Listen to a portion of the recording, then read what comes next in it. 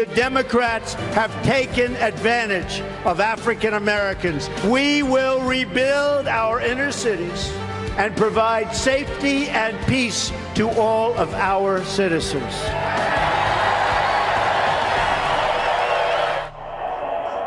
And welcome to Hannity. And tonight we're broadcasting from the Civic Center in Cleveland Heights, Ohio. Now it's the home of Darrell Scott's church, the New Spirit Revival Center. Now, Reverend Scott is the CEO for the National Diversity Coalition for Donald Trump, and he has graciously allowed us to use his facility for tonight's town hall. Now, he has invited members of his congregation to participate and other Donald Trump supporters that live in the area that were invited to attend as well. Now, Donald Trump will join us in just a minute for the entire hour. But first, President Obama, he started out by promising hope and change and a better tomorrow. Here we are 8 years later, and here's where we are as a country. These numbers don't lie. We have the lowest labor participation rate since the 1970s. Almost 95 of our fellow Americans are out of the labor force. America has now had the worst recovery since the 1940s. The country now has the lowest home ownership rate in 51 years. There are now almost 13 million more Americans on food stamps. We have over 43 million Americans living in poverty. That's 8 million more than when Obama became president. Median household income is now lower than it was in 2007. Today in America, 1 in 5 households do not have a single family member that works. 1 in 6 American men age 18 to 34, they're either in jail or out of work. And President Obama will be leaving office having accumulated more debt than all 43 presidents before him combined. Now, all of President failed policies have disproportionately also impacted the black community in America.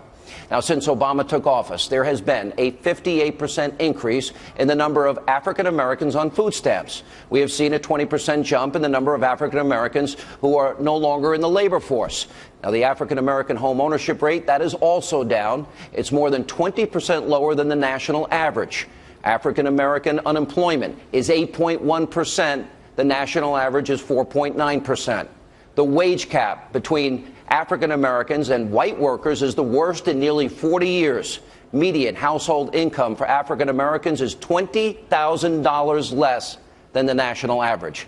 And the African American poverty rate is 24.1%. That is over 10% higher than the national average. Now, there's also been a surge in inner city crime. In Chicago, for example, President Obama's hometown, over 3,100 people have been shot this year alone. And since Obama has been in office, 3,660 people have been murdered. And according to the Chicago Tribune, historical stats now show that 75% of those victims are African American. Then, on top of all of that, our educational system in America is especially bad in inner city America. High school graduation rates are 9% lower for African American students than the national average. And according to the most recent statistics, the high school dropout rate for African American students is also higher than the national average. Now, the results should be much better, given that the U.S., get this, is now ranked 4th in the world in terms of money we spend per pupil. Now, per student, it works out to be $11,600 per student. Now, despite the high spending, America ranks 17th in reading, 19th in science, 26th in math. And by the way, we've not even talked about the disaster that is Obama and Hillary Clinton's foreign policy, Iran, Iraq, Afghanistan, Egypt, Libya, Syria, China, North Korea, Russia. Hillary Clinton wants to continue, she says, Obama's policies. Now, the country deserves better, and the African American community deserves better. Tonight, Donald Trump joins us for the entire hour to talk about where we are and what he will help do to fix these problems if he's elected president. For most of this hour, I'll be turning things over to this audience and let them ask the GOP nominee the questions that are on their mind. We've got a lot to get to, so help me in joining and welcoming the 2016 Republican president. You heard all of those statistics. You cite a lot of them in your speeches. Right, I do. Really bad. Bad, very bad. For the African American community, very bad. And honestly, for the community of this country, I mean, we're not doing well. You know that. Our good jobs have been taken away. They've gone to Mexico. They've gone to all over the place, but they haven't come back to us. So we're going to make some very big changes. But disproportionately, black Americans have suffered the most. Totally, absolutely. It's not even close. That's why I say, you know, like, I can fix it. We're going to fix it. And I always say, what do you have to lose? Some people like that, and some people don't. But it's like, and people are using that statement all over the place now. What do you have to lose? It's so bad. Some of the inner cities are so bad that it's, look, it's a disgrace, frankly, what's happened. When you look at these numbers, a 20% jump in the number of African Americans no longer in the workforce, 58% increase black Americans on food stamps. This is only since Obama has been president. Home ownership rate. I go through the entire list. You have made it a point in this campaign to go to specifically to reach out to black Americans, go to black churches and say, give me a chance. Historically, Republicans haven't done that. Why is this so important? Well, I think maybe I'm a little different than a lot of the Republicans. I think some of the states we're leading, like I see we're doing great in Maine, we're doing great in Connecticut, we're doing great in places that normally a Republican wouldn't do as well.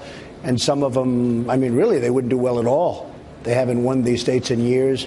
Colorado's been amazing. It's been like incredible what's gone on. Wisconsin, we're doing great. So we, you know, we're doing well in places that a lot of people wouldn't do very well. What are the specific ideas in your economic plan? I know, for example, trade is a big part of it. I know you're going to let multinational corporations bring back trillions of dollars from overseas. You've talked at length about energy independence.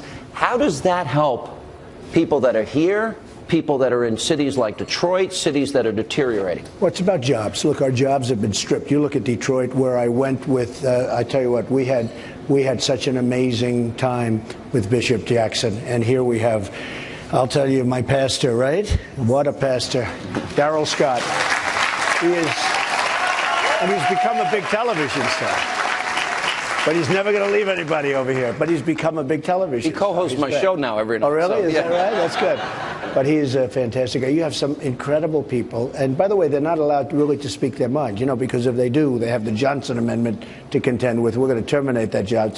These are the people that you want to have speaking for you and freely speaking for you. But we need jobs. We need jobs, desperately need jobs. Now, obviously, we need the schools, we need the education, we need all sorts of things, and especially the inner cities. The inner cities are, I mean, can you say never, but certainly one of the worst stages ever in the history of the inner city. It's so unsafe, where you walk down the street and you get shot or your child gets shot. So we're gonna really fix the inner cities. We're gonna spend a lot of time. The Democrats have run them for 100 years. Mostly uninterrupted. I mean, nobody else. They're just uninterrupted. And you see what's happened. The high school graduation rate, 9% lower for African Americans than the national average. High school dropout rate, African Americans, is higher than the national average. Inner city schools seem to be suffering the most. You say, let local communities and states handle education. Well, we're taking away Common Core. Common Core out of Washington is a disaster, right? We're going to knock it out, boom, boom. And, I mean, look at the people. Look at the way, right?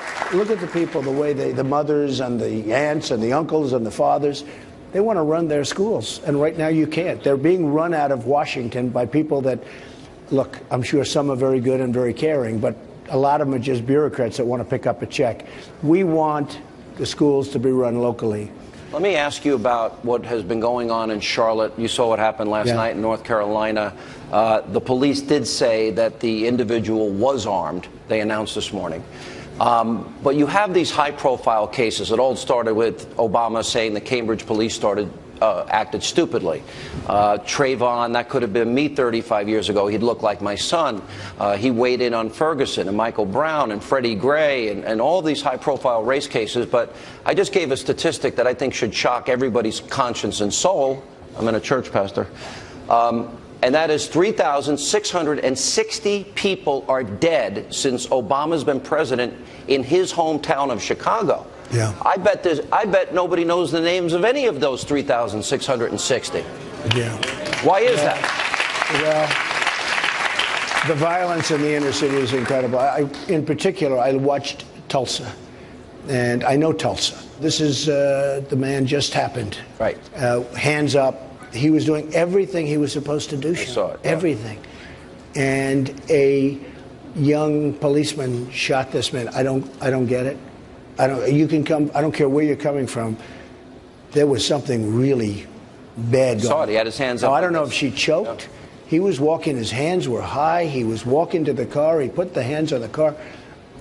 Now, maybe she choked. Something really bad happened. But this is something, How do we stop this cycle of violence, and more particularly, I mentioned Chicago, 75% of those shootings are black Americans. 3,660 since Obama's president. Yeah. This year alone, over 3,000 shot in one city. Now, I would think if it was your home city of New York, you would have gone to New York and tried to do something about it. I was in New York when it was really bad. Numbers never like that. I mean, Chicago is, you take some of these cities, it's worse than, and there's two Chicagos. There's the luxury Chicago where I have this incredible hotel and it's a whole different world. And then you have the other side of the world where it's horrible. Now, I have to say, the crime is just beyond anything. It's worse than Afghanistan. I said worse than some of the war-torn cities, and that's true. But in New York, we had Rudy Giuliani did a fantastic job. He was a great mayor. He really was. And we had horrible numbers. And we had a wonderful police commission working with Rudy. And they started stop and frisk. And they did a great job. And New York became from one of the more unsafe cities to one of the largest, maybe the largest safe city, I think, right? I think it was the largest safe city. About 2,500 murders in the world, down or something. to 500. Yeah, so it was unbelievable, and it was stop and frisk. Now they've stopped it in New York. Let's see what happens. Mm-hmm. But Chicago, maybe more than ever, you're going to need something, because what's going on there is absolutely out of control. Let me ask this question. Hillary Clinton has played the race card against you in this campaign. Yeah. She's talked about, I guess, all of us, if you're supporting Donald Trump, you're a deplorable person, irredeemable.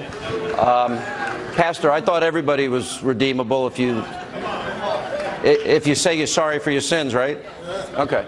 Well, and that racist, sexist, homophobic, xenophobic, Islamophobic. She went through the whole list. The whole list, and check everything off. Does that aggravate you? Does that annoy you? Well, you have to know from where it comes. I mean, I understand what's going on, and, it's their only hope. They see what's happening with the polls. You see what's happening with the polls. We have a movement going on, John, and this is white, black, Asian, everybody. We have a movement on Hispanic, because people are tired of what's going on in the country. We spent trillions of dollars, $6 trillion now in the Middle East, and you come to Cleveland or you go to Detroit or Philadelphia, and we can't build a school. We can't even paint the classrooms. Yeah. We build schools in these places, and they knock them down. We build them again. They knock them down. We do it a third time. Look, it is insane. We spent we're up to $6 trillion in the Middle East, and our roads have potholes. Our highways are in bad shape. Our bridges are falling down. So people are tired. When she uses all of those names now, she has taken money from countries like the UAE and Kuwait and Oman and Saudi Arabia.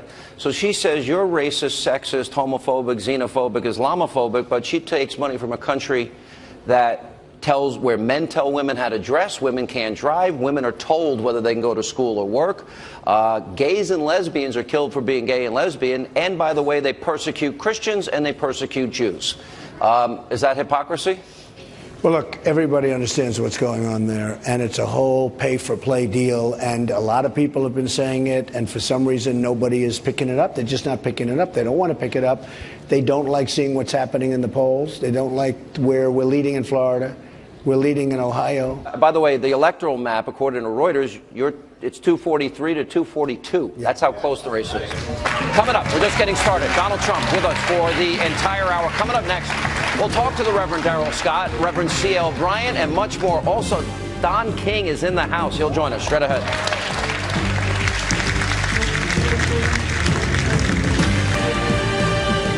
And we refuse to allow those who have selfish political ambitions, the selfish political ambitions of selfish politicians or selfish political parties, to continue or endeavor to divide us in order to continue to subjugate us. And I believe that the person that God has raised up for such a crucial time in this nation, for this nation, is Mr. Donald Trump. And welcome back to Hannity, and we are on the road at the Civic Center. We're in Cleveland Heights, Ohio. That, of course, Pastor Scott, Reverend Pastor Scott, talking about Donald Trump earlier today. He joins us along with radio talk show host Reverend C.L. Bryant. Don King is here with us as we continue the 2016 Republican presidential candidate Donald Trump. As I promised, I am turning it over to the audience. Sir, welcome. Thank you for being here. Thank you. How you doing, Mr. Trump? How are you? Good. My name is Ricardo Sims, and I had a question about, there's been a lot of violence in the black community. I want to know, what would you do to help stop that violence, you know, black on black crime? Right. Well, one of the things I'd do, Ricardo, is I would do stop and frisk. I think you have to. We did it in New York. It worked incredibly well. And you have to be proactive. And, you know, you really help people sort of change their mind automatically. You understand. You have to have, in my opinion, I see what's going on here. I see what's going on in Chicago. I think stop and frisk. In New York City, it was so incredible the way it worked. Now, we had a very good mayor, but New York City was incredible the way that worked. So I think that would be one step you could do. I'll just add one thing to Mr. Trump's comments. The murder rate was around 2,500, a very high percentage of African Americans, and it went down below 500 because of the increased police activity in community. So it was lives saved every year because of the concern and the resources. Pastor Scott, you see the violence. I gave the numbers about Chicago. How does this end? Well, you have to change minds in order to change activity. So if we can, Mr. Trump has talked about stimulating the economy and providing jobs. I talked to Mr. Trump in Trump Tower about this issue, and he told me he believes a major source of crime is unemployment and lack of income. So if he can solve that job problem and we improve our living conditions, it would cause a change in mind, which would cause a change in action. It starts with education. You have talked, explain, I think this education thing is not talked about enough. Well, the inner cities are a disaster as far as schools are concerned, education. You know, we build schools all over the Middle East, and yet we don't build schools for our own children. The schools in the inner city, the jobs, and really what Darrell said is 100%. We don't have, you know, our jobs are being stolen from us. They're going to other countries. And the inner cities are absolutely being devastated in terms of jobs. You can speak to some people, 50-year-old men, great people, great men.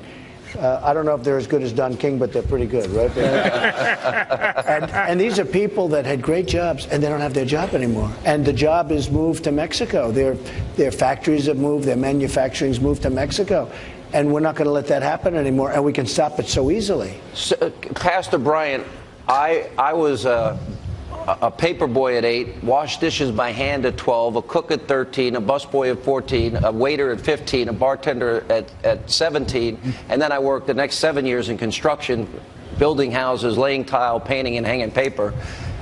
55% of black teenagers cannot get a summer job. If I didn't have those jobs, I would have been hanging out with all my dopey friends and getting in a lot of trouble.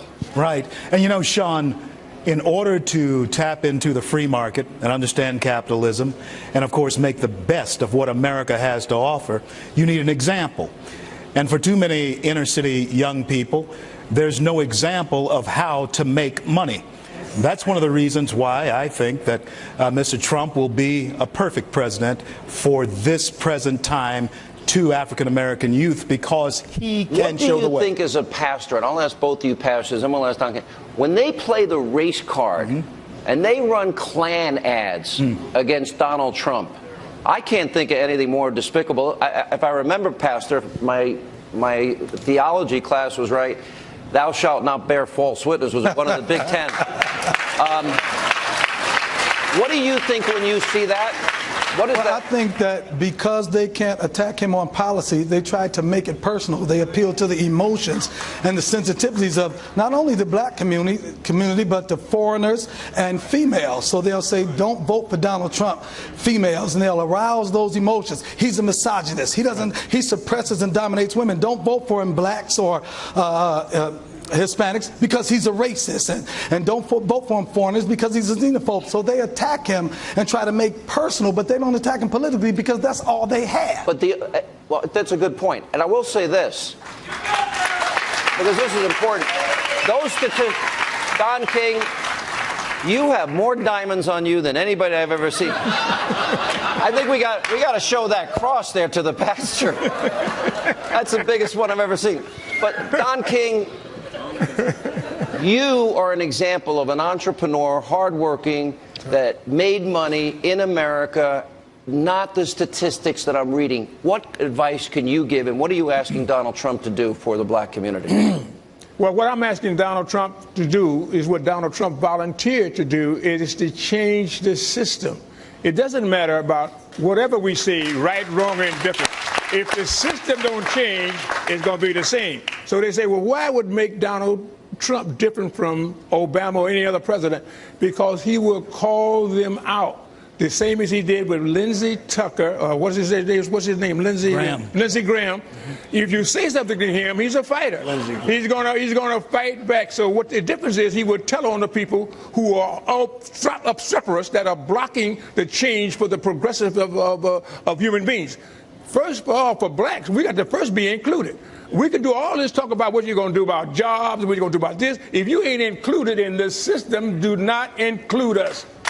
You know, a white woman, they don't include you. You know what I mean? So you got the first, and he's the first one that came up with that. He wants to first create a whole new system, take this system apart, and then put people together to work together. Each one have a part in it to be able to make it happen. Working collectively together, working together works. Mr. Trump, this is the Diversity Coalition, and we have a diverse audience here tonight.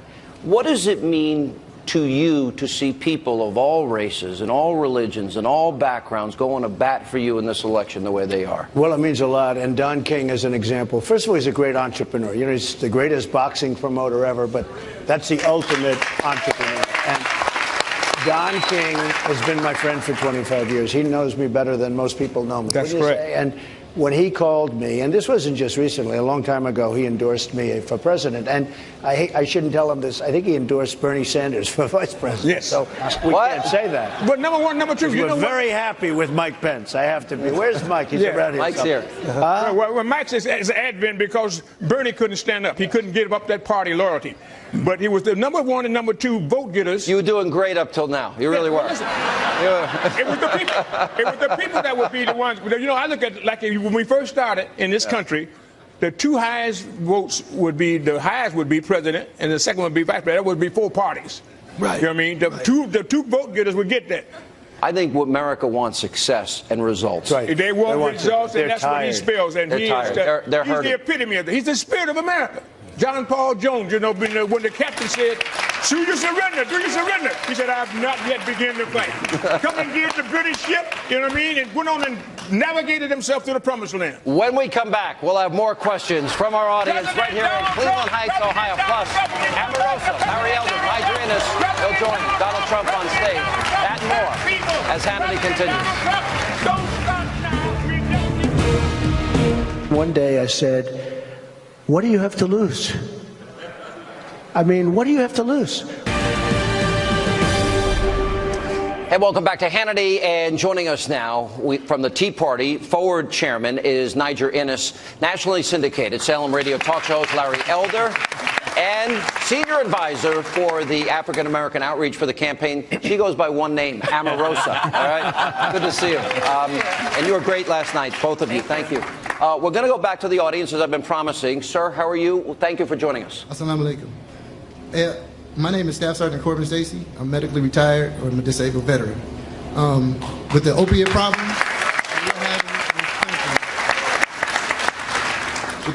that we're having in this country, I watch my friends get addicted. I watch my superiors get pill chased and all that. But my question is, what is your opinion on the criminal justice system pertaining to the drug sentencing for addicts and for those who sell them?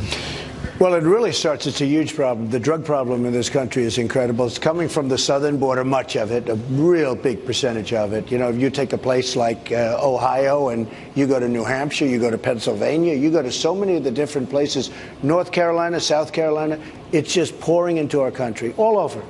I mean, all over. Some states worse than, I mean, New Hampshire has got a problem. It's their number one thing. They don't talk about, that's what they want to solve, is the heroin problem, the problem with drugs. We have to strengthen our borders. We're going to build a wall. Believe me, the wall's going up. We have to strengthen. The drugs are coming in. They are poisoning our country, not only our youth. You know, we always say youth. Well, the youth is being poisoned, but the whole country. I mean, it's horrible. Men, women, 50 years old, 70 years old. I've never seen anything like it. The drugs are pouring across the border. It's like water. And we're going to solve that problem. We have to also help the people that are addicted. We have so many people already addicted. We have to help them. You know, it's a great question. I was down to the border 12 times, all the way from the Rio Grande to San Diego. I was in a helicopter, boats, all-terrain vehicle, horseback, believe it or not. And I went into a drug warehouse, bigger than this room times 10, floor-to-ceiling drugs. Big problem in every community in America now, especially this heroin epidemic. Niger, I know you've talked about it. How do we, if we build the wall, isn't that going to prevent a lot of those drugs from coming in? It's not only building the wall, which needs to be done, but it's a question of leadership. You and I, Mr. Trump, were in New York in the early 90s, and when Rudy Giuliani came in, he created a revolution in New York that reduced crime, homelessness, and the crisis. But he was attacked, remember, he was attacked for being a racist because he went into the communities where the crimes were taking place, and lo and behold, people's lives were saved. Absolutely, and I have no doubt that Mr. Trump is going to do for the United States of America what Rudy did for New York. Larry, you're the sage from South Central.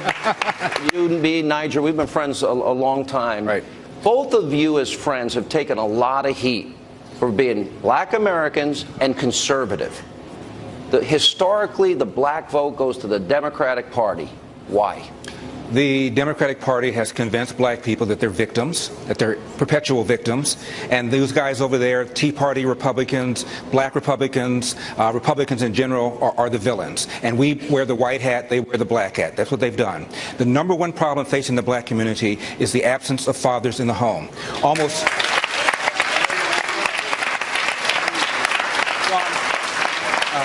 You know, I've been doing radio for about 25 years, and in 25 years I've asked Reverend Jesse Jackson to come on my show about 50 times. He won't do it. Sharpton about 50 times. He won't do it. I've asked Farrakhan several times. The one black leader who did come on my show was Kwesi Nkrumah when he was head of the NAACP. My first question was, Mr. Nkrumah, as between the presence of white racism or the absence of black fathers, which poses the bigger threat to the black community? Without missing a beat, he said the absence of black fathers. Yeah.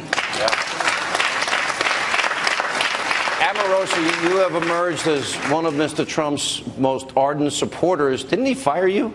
Yes. Barely. Okay. Once or twice? 3 times. But I'm the only one that did 3 seasons of The Apprentice. And I need to note that he also produced a show for me on TV One, an African-American owned network, and not a lot of people know that. So he actually invested in me as a talent and in my vision.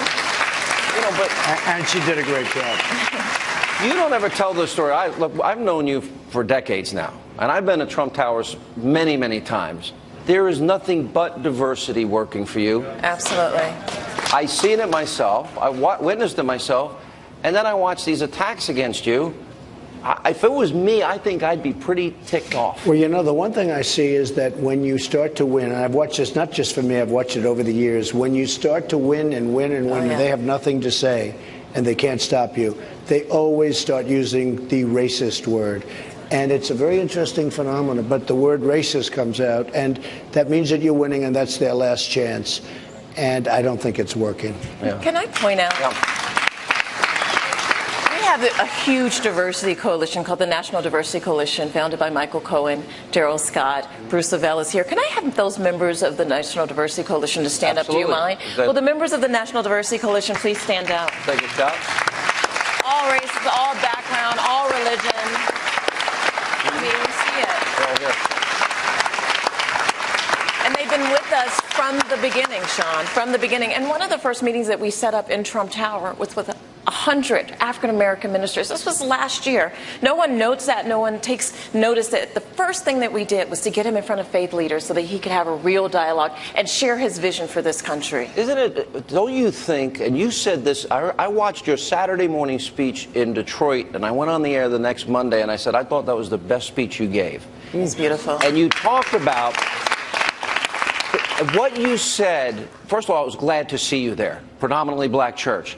And what you said is the backbone of this country was built in America's churches, and specifically black churches.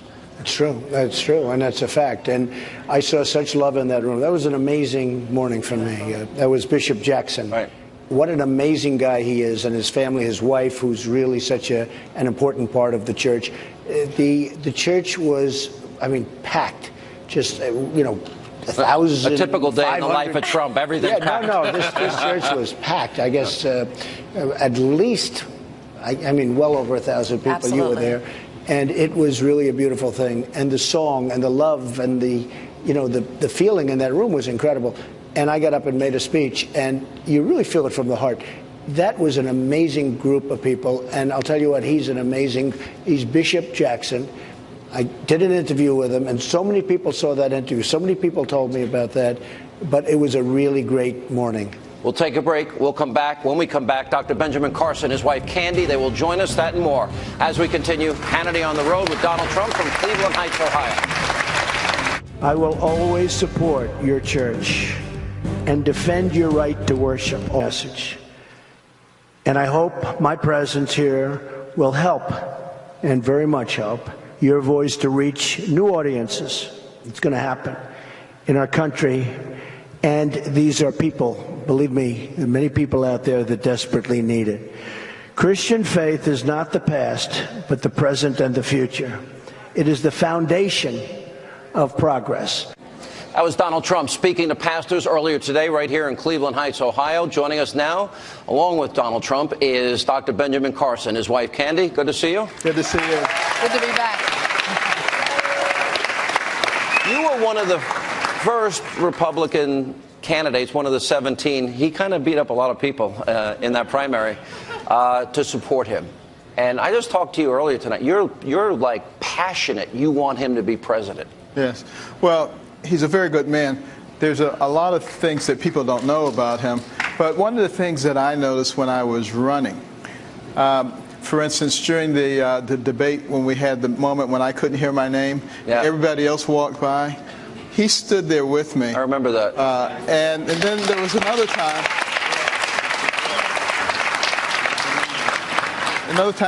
He was chastising the media because they wouldn't ask me any questions. The moderators wouldn't ask. They kept trying to skip over me. He was the only one who said anything. The rest of them were perfectly happy with it. Mm-hmm. So, and I was the competition. So it tells you that he does have a lot more integrity than the other people did. But also, I wasn't particularly anxious to run for president, to be honest with you. But I did it because there was so many people clamoring for it. I had thousands, hundreds of thousands of petitions, and I said, I can't turn my back on the American people. But I was secretly hoping that there was somebody who had the same kinds of values and principles who would withstand the terrible corruption that is throughout our system. Let me ask you this. With your background as a brain surgeon, a real brain surgeon, since Obama's been president, remember he promised you keep your doctor, you keep your plan. On average, the average family will save $2,500 per family per year. Well, since Obama's been president, average family is paying $4,100 more for health care. Right. If Mr. Trump came to you and said, Dr. Carson, I want you to help me repeal and replace Obamacare with free market competition or health savings accounts, what would you say?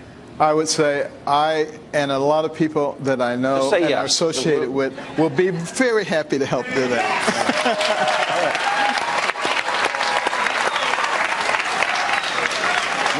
Good to see you, and good to see you as well. And by the way, these guys hosted my radio show one day together as a team. And everyone called in and said, we want them, not you. All right, we'll take a break. Thank you both. When we come back, our last segment, Governor Mike Pence will join us on stage as we continue with Donald Trump from Ohio. And joining us now is Donald Trump's running mate, Indiana Governor Mike Pence, as we continue with the Republican presidential nominee. I think Hillary didn't have a rally for 19 days in August. I hear she's off again today. Prepping, I guess, for the debate. 5 days from now, you will be debating Hillary Clinton. I will. That's right. And you're ready. Whatever. I'm here. I'm going to ask this in front of Mike Pence. Don't you think her whole strategy is to get him annoyed and mad? I don't know what her strategy is. You certainly can't run on a record. I can tell you the contrast between Hillary Clinton, who has a career of dishonesty, probably the most dishonest candidate for president in history, and this bold truth teller is going to be dramatic, and I'm very, very confident the American people are going to see that Donald Trump is the right man at the right time to make America great again. Governor, you heard the numbers that I gave at the beginning of the show. Unemployment numbers, labor participation, home ownership rate, 12 million more Americans on food stamps, 8 million more in poverty, doubling of the debt. The people here tonight and at home, they want to know that their lives are going to change for the better and opportunity is coming back. Well, what do you tell them? Well, I said today at the church gathering where we were before, this is a broad-shouldered leader, but he's also a man that's impatient with failure.